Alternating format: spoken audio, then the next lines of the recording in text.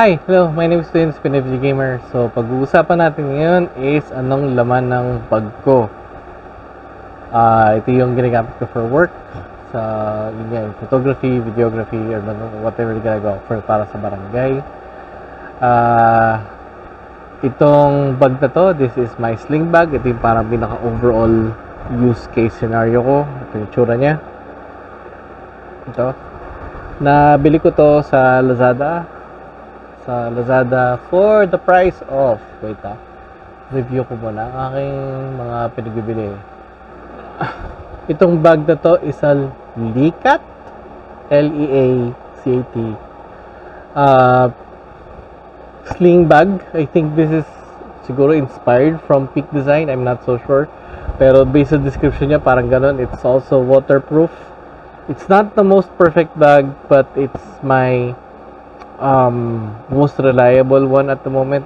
The reason na hindi ko masabing perfect ito is because itong part na to, itong tali dito, tong sa strap, naglulusen to. So karang everyday parang aayusin ko lagi yung strap na to. So yun yung medyo problema ko lang sa bag. Pero other than that, it's pretty close to what I need it to be. So, in a sense, siguro review na rin sa actually bag, pero at the same time, yung laman, focus ang laman. Okay, yung ilalim nito is supposed to be lalagyanan ng tripod, pero ang ginagawa ko sa kanya, nilalagyan ko siya ng jacket. So, ito yung jacket ko. Kasi, I really don't know, meron mga situations na may biglang sobrang lamig, o may biglang umulan. So, hindi ko alam kung, I just have to be prepared and ready at any moment so, dala ko lagi yung jacket. So, dalawang jacket ang dalawa ko actually. Isang jacket na binigay sa akin from work, yung parang jacket na, parang vest na, vest siya. Siguro pakita ko mamaya yung vest. Pakita ko na ngayon siguro, yan. So, since isa-isa naman natin yung laman ng bag, pakita ko na rin. So, ito yung ilalim nga. So, pakita ko yung laman. Sa camera lang gamit, so hindi mo makapag-zoom in. Maayos. So, ayan. Other than nakatali siya, nilalagyan ko siya ng velcro kasi naglo-loosen up yung tali eh. So, I have to make sure na hindi mahuhulog yung gamit. Kasi nawalan na ako ng gamit actually. Nawalan ako ng tripod using this bag. So in a sense, that's one of my disappointments. At the same time, I know now paano ko i-secure. So, naglagay ako ngayon mga velcro. Yan, may bumili ako ng velcro sa Lazada. So, yung velcro could hold this together and at the same time, meron siyang yung dinagdag ako ng pangkapit sa bag. So, yan. So, it's not the fastest way to pack things up. Pero at the same time, it's, parang it's secure. So, yun yung importante sa akin at the moment. So, yun nga, dalawang bag siya. So, dalawang jacket, hindi pala bag. Dalawang jacket siya. So, this is my rain jacket. And this is yung vest. So, yung black yung vest.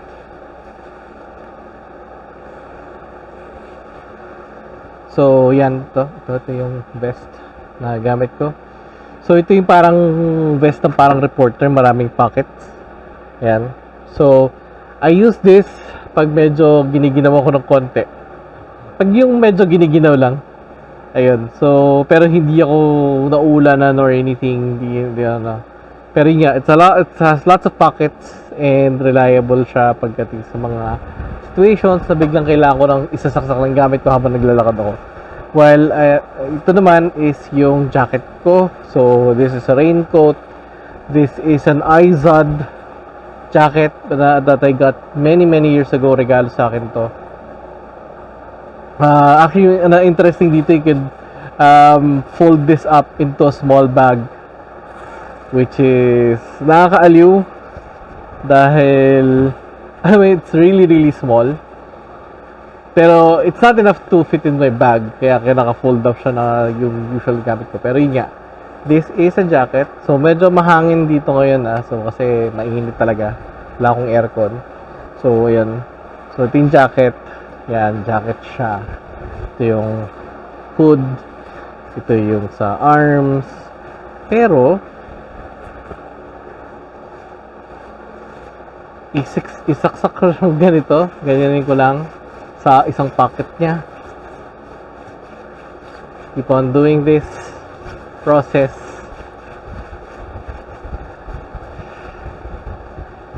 And it turns into a very, very small bag. Parang, well, yan, ganyan. Yan. So, yan na yung aking jacket. Pero, yun nga, pag ganyan siya, wala akong paglalagyan masyado. So, that's why I use yung setup na ginagawa ko ngayon dito sa bag. Nakasabit lang siya sa ilalim. Okay. First na papakita ko is yung itong front pockets. Tinanggal ko yung mga ibang gamit dito at the moment kasi I'm currently using it sa pag-record dito. Pero may nakalagay dito na yung itong mic nito, itong Sennheiser na mic. Tapos nandito rin nakalagay yung aking external drive. At the same time, nakalagay din dito yung aking parang hub na pwede kabit sa monitor, meron mga USB ports, meron mga pang charger, mga ganun. So that's really helpful sa kasama ng aking iPad. Tapos meron iba pa dito is itong parang phone holder na kinakabit sa camera or sa mga cold shoe. So may kabitan siyang ganyan. At actually dalawa yan, isang bakal, isang plastic. Ito is yung sa small rig, ito is Lanzi. Mini review ko dito is ito bakal to, so it's really good, it's really strong. Ang problem ko lang pag in-hook up ko siya, minsan may angle siya na hindi ko gusto, pero you know, it's a minor thing. Ito naman plastic siya.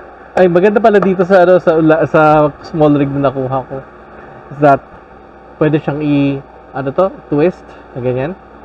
Tapos ito pwede rin twist at the same time pwede umikot. So that's something that I really like. Pero yun nga, ang malaking factor dito is bakal siya. Ito naman, this is plastic. Ito Ulanzi. Wala siyang ganon, hindi siya nakakapag pero pwede siya umikot. Pwede siya mag-twist on one direction. Yan, pa-twist na ganyan. Loosen up natin siya. Yan, pwede siya mag-twist ng ganyan. At the same time, pwede siya umikot. So, in a sense, mas flexible ito. Kesa dito. Pero at the same time, for some reason, this is a little more stable. Tapos this one, itong Ulanzi, may may button para mag-ipit siyang ganyan. Tapos pag nakaipit naman siya, it's very tight naman. Ito naman, it's parang spring. Yung gamit itong small rig, spring type siya, which is this I really like. In terms of how to use it, mas gusto kong small rig, pero at the same time parang pagdating sa parang when actually really using yung in terms of work, I think mas madalas kong gamitin to.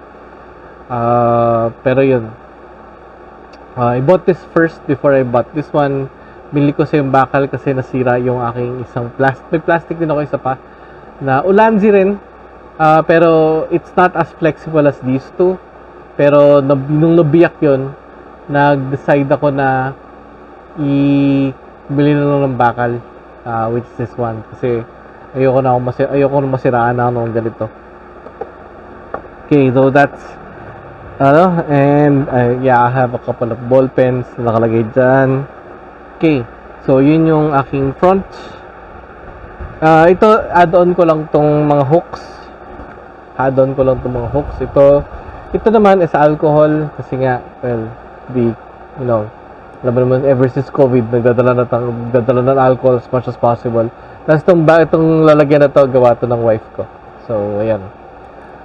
Reasoning bakit nilagay ako ng hooks, para ganito nga, maglagay ako ng mga something na kailangan ko na immediate access. At the same time, parang isang rin is habang nasa tricycle ako, tapos di ko mahawakan na maayos yung bag, pwede ko siya isabit kung may pagsasabitan. So, parang at least nakasabit siya habang hands-free ako. Nakasabit siya sa tricycle. Ayun, kasi nagko-commute ako. Wala akong sasakyan at the moment. So, yeah. So, yun yung ano ko. So, yun yung mga external pocket, tas yung additional hooks. So, ngayon, pag-uusapan natin yung rin sa loob. Isang mga nasa loob din dito na hindi ko mapapakita is yung iPad. Kasi iPad ang ginagamit ko pang record ngayon. Pero may iPad akong kasama dito. Ang nilalagay ko rito is an 11-inch iPad Pro na to. So, yun yung nakalagay dito. Meron pocket dito specifically for a small tablet. Tapos, ayun. Merong pocket dito sa harap. Yung pocket sa to is, well, whatever nakakailanganin mo. Ang nakalagay dito usually is yung charger ko. Chargers. Nakalagay rin dito yung aking itong wireless connector ng yung receiver ng microphone. Meron din akong few extra Velcro stuff. Problem ko na siguro sa bag na to, medyo naghihimulmul yung yung ibang parts. Pero yun, it's not really much of an issue. Meron din dito ito. This is dun sa small rig na parang tawag dito. So, small rig na wrist strap na may kasamang rapid link connectors. Nandito rin akong extra battery ng camera, memory card, extra rin. Ito yung aking cable na ginagamit sa aking wireless receiver ng microphone, and weights para sa aking mobile gimbal. So, yun yung sa aking pocket area. Next, dito naman sa dito modified, medyo slightly modified. So, itong separators na to, this is not part of the bag. Iba ang separator sa binigay ng bag. Separator siya is a little thinner, may mga folds siya. So, ito naman is from my other bag. Meron akong isang bag na KNF concept na maraming mga ganitong dividers. So, yun yung ginamit kong divider kasi this is apparently a little longer than yung usual na gamit ko. So, yun. Ang laman ng bag na to is first, well, camera itself. Ito. So, ang gamit ko ngayon is a Nikon D5300. Tapos, ang lens na gamit ko is a 55 to 200 mm lens, zoom lens. Meron din akong isa pang lens. By the way, itong camera na to may kasama siyang yung link connector thing. Yan, may nakakabit dyan. So, ayun, doon ko kinakabit yung sa wrist strap para pag nag-camera ako, nakakapit siya na maayos. Ito is yung pang-hold ng mic. Kakapit ko siya katabit sa tripod kasi meron siyang connector sa cold shoe. Tapos meron din ako ditong isang prime lens na 35mm para sa Nikon. Meron din ako, nandito rin ang aking, well, ito yung parang ng mic ko, yung cat, dead cat. Tapos nandito rin yung parang foam. Kasama ng dalawa kasi parang by default dyan naman yan. Ito yung aking mic, naka-ready na rin siya. Parang yun, ito yung panglinis ng lens. Ito rin, dala ko rin itong gimbal. Ang gimbal na to ay ito. By the way, yung mic is yung Comica VM30. Ito naman is yung gimbal. Yung gimbal na to is yung Osmo SE. It's not it's a really good gimbal, pero meron mga situations na parang feeling ko nag-overheat siya. Pag natatapatan sa araw na medyo may katagalan, biglang namamatay. Hindi naman namamatay, parang nawawala yung pag-hold niya ng position. So, that's one of the things na nandito. Meron din mga nandito, yung mga ibang elements na Like this one, ito yung sa DJI din to. Sa kasama ng gimbal, ito yung holder ng phone. And ito yung stand ng gimbal. And nandun dito ang additional wires. Ito yung wires na para sa Comica VM30. So yun. Yeah, so yun yung content ng bag ko. And this is my parang ever reliable stuff na parang if I need my most basic stuff, ito ang magkakasama. Ito yung mga by default dapat dala-dala ko rin yung tripod, pero since nawala yung tripod ko using this thing, yung pangtali sa ilalim, I had to put it on a separate bag para mas safer ang pero yung tripod ko na isa nawala na talaga, since hindi ko na alam kung nasa napunta. Basta alam ko on the way to work, alam ko dala-dala ko siya. Pagdating ko sa trabaho, wala na.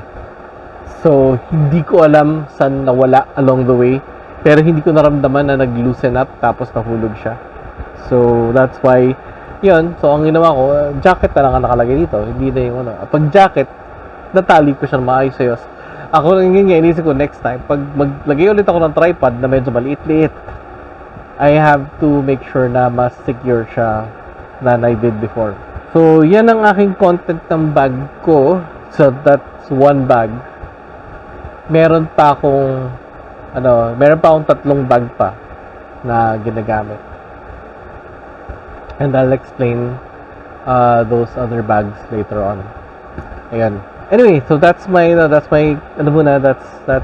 that's showing off what I have at this stage, yung everyday bag ko. But yeah, that's my setup. That's my bag. That's how I set up my bag. Pag basically yung idea ko kasi I have to be ready at all times, kaya dala-dala ko lagi is yung camera, yung mga DSLR, yung microphone, yung gimbal. My cell phones are my most basic camera as much as possible. Reasoning nun is kasi even though the phone is not the best way to capture pictures, it's the fastest way to focus on uploading images if need be. Same time, nakapag-live ako using my phone na hindi ko magagawa with the DSLR na on the spot. Kung sabihin biglang sa akin ng kapitan na medyo nagloloko talaga ilaw ko. Pag sinabi agad ng kapitan na kailangan mag-live kami agad, I have to be ready to set up whatever that I have. Kung ito lang dala-dala ko, ang kulang ko is yung tripod kasi hindi ko ma-set up na maayos. Pero with what I have, I can already do what I need. Kahit kumari na sa table, at least makakapag-set up ako ng yung stand. Lagay ko tong at least patatayo ko siya. Kung may table man, patatayo ko siya ganyan. Set up ko yung phone ko. Yan. Tapos tama ba itong ginawa ko? Hindi. Okay, tama na to. Ayan. So makakapag-set up ako ng live with this one. Same time, pwede ko kabit yung lapel mic para mas maliwanag yung audio. So, tapos kung hindi naman yan ang kailangan, kung mag-picture taking lang talaga ako, then I can use yung DSLR. I can just whip this up, take pictures. By the way, papakita ko sa'yo paano anong gagawin ko para secure siya sa kamay ko. Is I just get this one, put it on my hand, tapos I take this and hook this up dito. Yan, hook up ko siyang ganyan. This one, hook up ko siyang ganyan. Tapos this is secure. Kasi kahit pabitawan ko siya, least it's safe. As in, I accidentally let go of that and it's pretty much safe sa kamay ko. So, really, really good. Ang ano ko lang dito, syempre, medyo hindi ganun ka-flexible ang movement ko kasi nga mabigat ito. So, ayun. Kung may time naman ako, I just let this go. Bitawan ko lang ganyan. Lagay ko sa bag. Tapos, tanggalin ko na lang to. Okay. So, that's, so, yun. It can give me some flexibility sa setup ko. So, example, like this one. Pare I need multiple shots na iba-ibang type of shot. But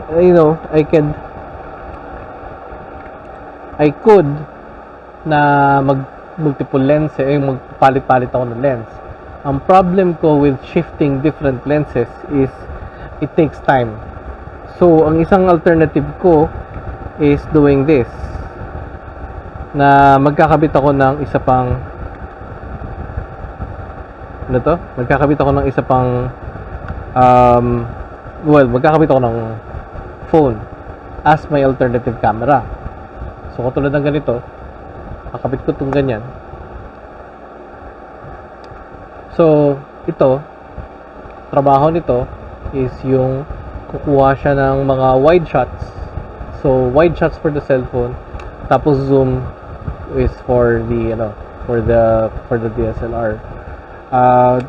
It's not the best setup na makukuha mo yung best pictures, pero dahil nagmamadali ang sa government, things doesn't really stop. Sometimes they don't really wait for you. So dapat ready ka lang for anything. So ang ko is ito for wide, ito for zoom in shots. So pwede ko pa set up yung camera na yung to continuous yung shot, na yung tuloy-tuloy lang siya kukuha ng pictures, or I could make this take videos while I use this to take pictures. Yeah, so yun yung yung possible setup ko na pwede kong gawin with the bag na dala-dala ko. So in a sense, it gets really flexible with what I have and what I possibly need.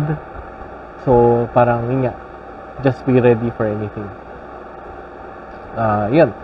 So that's my first bag, my first primary bag. So yun yung laman niya. Yun. Okay? So yun yung aking video. I hope you guys like this. I hope you enjoyed yung content na ganito. Sana may natutunan kayo.